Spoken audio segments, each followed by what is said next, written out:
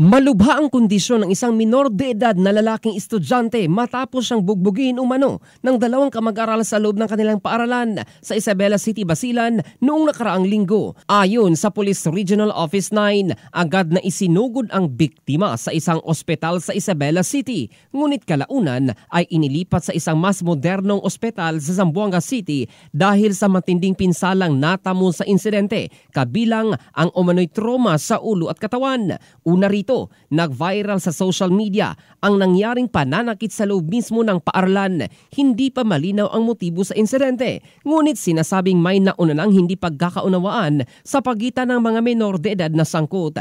Iniulat ng PRO 11 itong linggo, Hulyo 6, na personal nagsadya sa Isabela PNP ang mga magulang ng biktima upang iulat ang insidente at nagpahayag ng intensyong magsampa ng kaso laban sa dalawang batang sospek.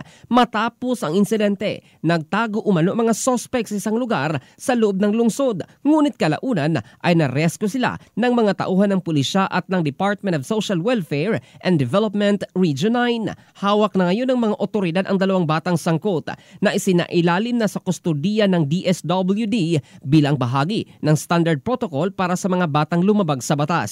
Sa pahayag ni Police Brigadier General Roel Rodolfo, direktor ng PRO 9, nakikipag-ugnayan na ang Isabela PNP sa mga opisyal ng paaralan upang tuluyang marisolba ang insidente. Ayon sa kanya, hindi dapat baliwalain ang ganitong uri ng karahasan, lalo na kung nangyayari sa loob ng mga institusyong pang-edukasyon. Dagdag pa ng PRO 9, nagsasagawa na rin ng hiwalay na investigasyon ang mga opisyal ng paaralan upang tukuyin kung may pagkukulang sa seguridad sa loob ng campus. Isa rin sa tinitingnan ng mga investigador ay kung may pananagutan ang mga magulang o guardian ng mga batang sospek.